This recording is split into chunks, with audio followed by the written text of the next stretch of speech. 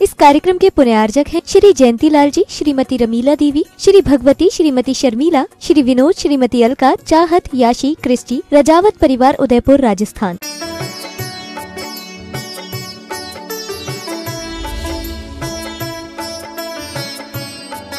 साँच बराबर तप नहीं, झूठ बराबर पाप। जाके हृदय साँच है, ताके हृदय आप। सत्य के बराबर बोले कोई तप नहीं है। सच में सत्य पर टिके रहना भी अपने आप में एक तप है। स्थितियां ऐसी बन जाती हैं कि झूठ बोल करके लाभ पाए जा सकते हैं, सम्मान पाए जा सकते हैं, और उस लोभ लालच को छोड़ना बड़ा कठिन होता है। लोग डिग जाते हैं, और जो डटे रहते हैं वो सत्यवादी कहलाते हैं। सत्यवादी जग में सुखी। सत्य बहुत बड़ा तप है। सत्य स्वभाव को जाना, सद्द्रव्य लक्षणम को जानना,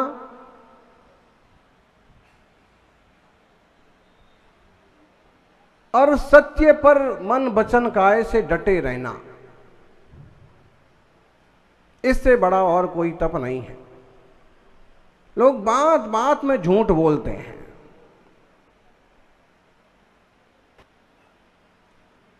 तुरंत बदल जाते हैं।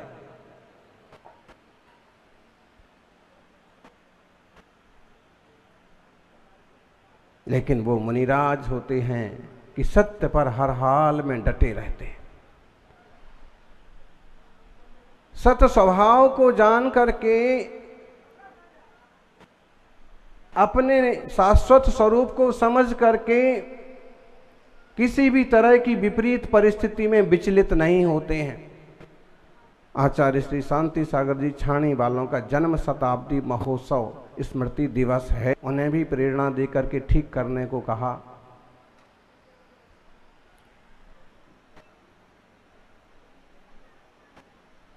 कहते हैं जब उन्होंने दीक्षा ली, उसके पहले उछुल्लक जी थे, हेलक जी थे,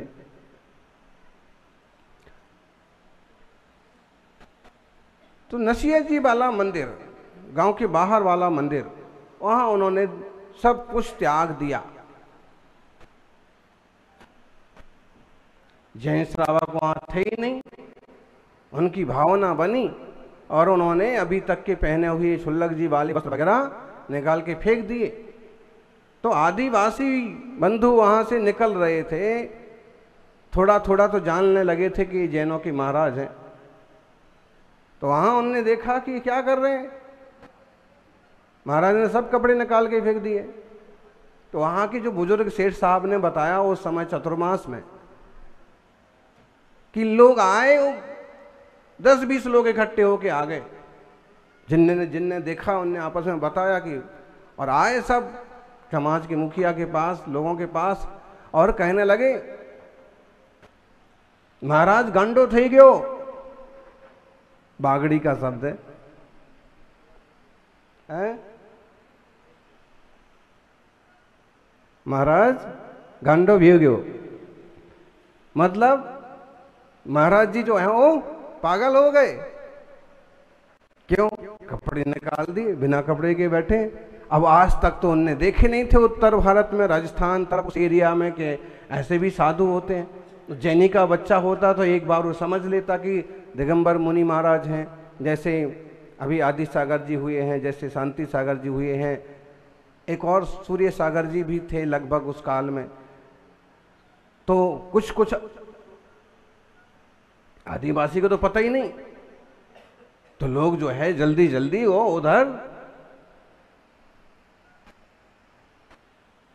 पहुंचे। बाहर तालाब है बड़ा सारा, उसकी पाल पल वो मंदिर ठीक से बना दिया गया है अभी। और जो वहाँ का बड़ा तालाब है उसमें पावापुरी की रचना भी पावापुर के लेवल से ही चालू है। लोगों ने जाके देखा कि सच में महाराज जी ने तो सब कुछ त्याग दिया है, वस्त्र भी नहीं है और दुपट्टा भी नहीं है। आसन लगा के बैठे हुए हैं। तो समझदार थे, जाकर के हे स्वामी नमोस्तु नमोस्तु नमोस्तु करके उनका वंदन किया और वैसे उनकी दीक्षा हुई। और 23 साल जितना उनका जीवन रहा, 22 साल जितना उनने तप किया, और समाधि, उत्तम समाधि। उनके जीवन का एक प्रसंग है।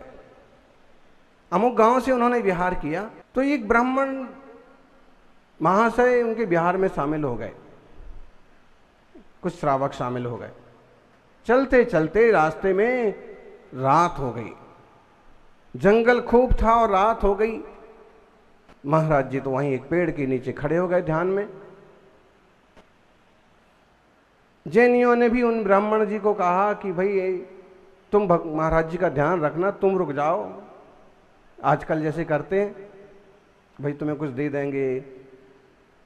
और ब्राह्मण तो यूं भी, भट्ट जी श्रावकों से जुड़े रहते हैं, उनका काम वगैरह करते रहते हैं, उनको दक्षिणा मिलती रहती है। तो उन्हें भी मना तो किया कि जंगल है, यहाँ शेर भालू भी रहते हैं। लोगों ने कहा कि नहीं नहीं, महाराज जी अकेला थोड़ी छोड़ेंगे, तुम रह जाओ। इस लोभ में रह गए कि बाबे जैन घर में कोई काम निकलेगा तो दक्षिणा थोड़ी ज्यादा मिल जाएगी।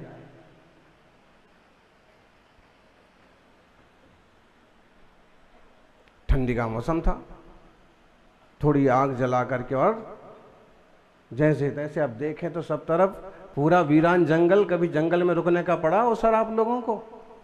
नहीं पड़ा, पड़ेगा कहाँ? जंगल क्या चीज है बोलने का, एसी में रहते हैं हम तो। लेकिन हम लोगों को जंगल में रहने का अवसर पड़ता है, हमारे साथ भी बहुत बार हुआ, गुरुदेव के साथ भी हुआ, संघ स्वतंत्र संघ में भी बहुत अवसर आए। जंगली जानवर, जैसा अंदेशा था कि बाघ की, शेर की दहाड़ सुनाई पड़ी, तेंदुआ टाइप के, अलग अलग तरह के शेर की जाति के, अलग अलग तरह के। तो घबरा गया ब्राह्मण, अब क्या, अब तो मैं तो मारा जाऊंगा, ये तो यूं आंख बंद करके खड़े हैं, और इनका तो कोई बीवी बच्चा भी नहीं है, और मेरा तो परिवार का क्या होगा। तो ब्राह्मण जो पंडित जी थे वो फटाफट पेड़ पर चढ़ गए। महाराज जी वैसे के वैसे ध्यान में खड़े रहे और पेड़ पर से देख रहे हैं कांपते कांपते कि सच में शेर आया, दहाड़ा। अब उसने सोचा कि अब महाराज, अब गए तब गए, अब मरे तब मरे, और डर के मारे आंखें भी बंद हो जाएं। कांपने लगा, महाराज जी की तरफ से बढ़ा। मुनिराज अब उनका सत्व देखिए, धैर्य देखिए, खड़े रहे फिर भी, डरे कि भागे कि आंखें खोली कि बैठे कि पैर पड़ चढ़े, कुछ नहीं, मुनिराज खड़े रहे। और जब वो खड़े रहे तो उस पशु ने भी अपना थोड़ा बहुत आक्रोश दिखाया। बाद में ब्राह्मण ने क्या देखा कि त्रियंच जाति की इस प्राणी ने मुनिराज के आसपास 2-3 चक्कर लगाए। अब चक्कर लगाने का उसका अपना मकसद क्या है, हमारी भाषा में तो परिक्रमा कह देंगे, उसकी भाषा में हो सकता है और परीक्षण कर रहा हो, आक्रमण की तैयारी कर रहा हो सकता है उसके परिणामों में निर्मलता आई हो, सच में परिक्रमा कर रहा हो। फिर उसने मुनिराज के सामने बैठ करके एक विनम्रता की, शांतता की मुद्रा प्रदर्शित की और शेर वापस चला गया। अब उनकी जान में जान आई कि चलो हम भी बचे, महाराज भी बचे, महाराज को कुछ हो जाता तो गांव वाले मुझे भी गांव से निकाल देते और मेरी दान दक्षिणा भी सब बंद हो जाती। चलो ये अच्छा हुआ। लेकिन ये समझ में आ गया कि जिन मुनियों को यूं तो दर्शन ही दुर्लभ थे, लेकिन जिन की मुनियों के प्रति हमारी धारणा थी कि क्या होते हैं नंगे बाबा, कपड़े निकालने से क्या मतलब होता है, आज मालूम पड़ गया कि इनका धैर्य, इनका सत्य, इनका धर्म इतना पक्का होता है कि शेर भी इनके चरणों में झुक जाता। मालूम है उनको उससे ऐसा वैराग्य भाव पैदा हुआ कि जब अगले दिन लोग आए और सारी बात बताई, फिर उनको मनाया कि गांव चलो, नहीं मैं तो अब आगे ही जाऊंगा, मैं महाराज जी के साथ ही जाऊंगा।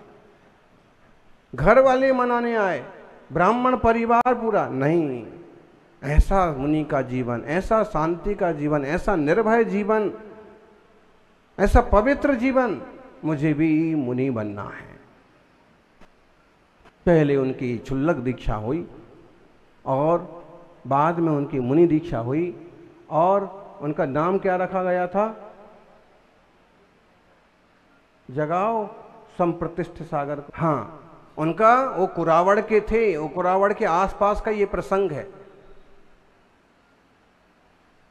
जो घटना बनी। उस समय तो जंगल हुआ करते थे, उस समय तो आज भी वो जय संबंध बांध वगैरह है, आज भी जंगल है काफी। तो वो कुरावड़ वाले थे और उनने फिर अलग दीक्षा ली, मुनि दीक्षा ली। मुनि दीक्षा का नाम था मुनि धर्म सागर जी, और कठोर तपस्वी निकले। और सल्लेखना समाधि के टाइम पर जब कोई सही सहयोगी नहीं मिला तो उन्होंने कहा कि मेरी समाधि तो केवल, अभी इनके गुरु की तो समाधि हो गई, उनकी तपस्या चलती रही, तो उनने कहा कि मेरी समाधि तो केवल महावीर कीर्ति जी महाराज करा सकते हैं। महावीर कीर्ति थे इंदौर में, इंदौर के आसपास, और ये थे धरियावद में। वहाँ तक संदेश पहुँचा और महावीर कीर्ति जी ने कहा कि हो सल्लेखना समाधि के लिए कोई साधु मुझे याद कर रहा है। केवल 6-7 दिन में लंबी दूरी तय करके वो धरियावद पहुँचे, पूरी बात को समझा, ठीक से उनको नियमबद्ध कराया और उनको पूछा अंतिम कोई इच्छा है क्या? तो उनने कहा कि मेरी इच्छा तो ये महाराज हैं, इनने मुझे सब कुछ त्याग करा दिया जबरदस्ती। उनने कहा इनकी जबरदस्ती छोड़ो, आपने नियम लिया है क्या? मैंने तो अभी ऐसा नियम नहीं लिया है सब त्याग का। तो क्या इच्छा है अभी? तो मुझे राब पीना है। राब होती है मक्की की राब, राजस्थान में खीर टाइप की। तो मुझे तो मक्की की राब पीना है, एक डेगची भर के। ठीक है, अब रहता है। अब उनने जबरदस्ती उनके 2-4 उपास करा दिए होंगे, समझा बुझा करके, जबरदस्ती में भी समझा बुझा करके कर लो, अब क्या है, अब समाधि तो करना ही है। और गहराई से परिणामों को समझना पड़ता है। तो उनने कहा, मेरी तो महावीर कीर्ति जी ने कहा ठीक है, आज आप चर्या करिए। और उनकी जो इच्छा थी सारी चीजें दिखाई गई, सब चीजें उनने निकलवा दी। सिर्फ राब, वो देसी चीज होती है, मट्ठे की बनती है, मट्ठे की मक्की मिला करके एक दलिया टाइप का। ऐसा नहीं कि उनको कोई मान और काजू किशमिश की कतली चाहिए, बर्फी चाहिए, कुछ नहीं। तो उनको वो आहार कराया, आहार करके आए और गुरु महाराज के चरण पकड़ के बोले, आज से मेरे सब प्रकार के अन्न जल का त्याग। समाधि कराने वाला कैसा होता है, करने वाला कैसा होता है, किस ढंग से पहचानना पड़ता है, कितनी गहराई तक जाना पड़ता है, बहुत विवेक लगता है, बहुत साहस लगता है। और उनने उत्तम समाधि साधी। कहाँ से प्रभावित हुए थे? एक मुनि मुद्रा को देख करके कोई मुनि निंदक भी मुनि बन सकता है। बड़े बड़े संत हो गए। मराठी में कहते हैं, थोर महात्मे होऊन गेले, चरित्र त्यांचे पहा जरा, त्यांचे समान आपण व्हावे, हेच सापडे बोध खरा। बड़े बड़े महापुरुष हो गए, उनके चरित्र देख और उनके समान हम बने, इस तरह की कोशिश। सत्य स्वभाव को जानने वाले उन सत्य मुनिराज का एक चरित्र। केवल जीवन से, केवल जीव से सत्य नहीं बोलना है, हमारे जीवन से भी सत्य झलकना चाहिए। हमारी आचार विचार की पद्धति में भी सत्य झलकना चाहिए। और जो सत्यवादी है वो अनेकांतवादी है, और जो अनेकांतवादी है वही सत्यवादी है, वही सम्यक दृष्टि है। तत्व का निर्णय नहीं हुआ है, वस्तु का व्यवस्थित बोध ही नहीं हुआ है, तो केवल सांचा बोलने से सत्य नहीं होता है। ये तो केवल वचन का सत्य हुआ, जीवन का सत्य सम्यक दर्शन से होता है। जो अनेकांतवादी है वही सत्यवादी है। और समझना, जो एकांतवादी है वही आतंकवादी। एकांतवादी आतंकवादी के समान है, क्योंकि वो एक पक्ष को खींचता है, समाज में एक तरह का विद्रोह होता है, आतंक पैदा होता है। वस्तु व्यवस्था को अपन समझें और इस परम सत्य के मार्ग पर चलें। सौभाग्यशालियों, छंदानुरोध से श्लोकों में भले कुछ भी लिखा हो, पूजा की पद्धतियों से पूजा की किताब में भले कुछ भी लिखा हो, लेकिन जब हम तर्क पर कस के देखते हैं तो मालूम पड़ता है कि क्षमा, क्रोध गया तो क्षमा, मान गया तो मृदुता आई, मायाचारी गई तो ऋजुता आई, लोभ गया तो सुचिता आई। चारों कसाएं जब चली जाएंगी तो ही इंसान सच्चे अर्थों में सत्यवादी हो सकता है। क्रोधी व्यक्ति सत्यवादी नहीं होगा, क्रोध में ही झूठ निकल जाता है। गधे का बच्चा, अब बताइए, किसी आदमी को गधे का बच्चा कहना सत्य है क्या? मान वाले लोग सत्यवादी नहीं हो सकते। अपने मान की पुष्टि के लिए लोग क्या क्या नहीं करते, इतने झूठ बोलते हैं। गृह मंत्रालय से आया हूं महाराज जी, मेरी तो बात होती है, आप बताइए, कुछ भी बताइए आप तो बल। और वाला पहनी, तिलक लगवाया, झूठ बोलने वाले, मान के लिए, प्रतिष्ठा के लिए, अपने आप ऊंचा दिखाने के लिए झूठे लोग मिलेंगे। ऋषभ बिहार कलश मैंने लिया है, दूसरी जगह गए कहीं, मैंने ऋषभ बिहार का कलश लिया है। लोगों ने सोचा बहुत बढ़िया काम किया, भाई इनने ऋषभ बिहार का कलश लिया है, इनका सम्मान करो। और वहीं और बैठा था कोई ऋषभ, मैंने उसको पहचानने वाला, उसने कहा कि तूने ऋषभ बिहार का कलश कहाँ लिया है? वो लिया ना छोटा वाला, छोटा। पेश ऐसे करेंगे जैसे उनने ही सब कुछ। विचित्र लोग होते हैं अपने मान प्रतिष्ठा के लिए। तो सुनील सागर महाराज से तो हमारी ऐसे बात होती है, बिल्कुल ऐसे, बिल्कुल पास में बैठ करके घंटों बातें करते हैं हम तो।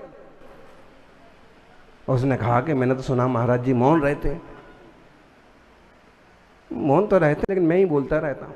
अपने मान को, अपने को ऊंचा दिखाने के लिए लोग जो है ना कहीं से कहीं जोड़ करके, और आप श्रावक तो फिर भी एक लिहाज रखते हैं। ठगने वाले लोग ऐसे उल्लू बनाते हैं, और जिसमें आजकल ये मोबाइल का चक्कर, साइबर क्राइम जबरदस्त, कौन कब किस ढंग से ठगा जाए, यहां तक कि चारित्रिक पतन तक उसका कराया जा सकता है, हो सकता है। तो ऐसे ये सब जो मान वाले लोग हैं, छल कपट वाले लोग हैं, छल करके और लूट लेने वाले लोग हैं, सत्यवादी नहीं हो सकते।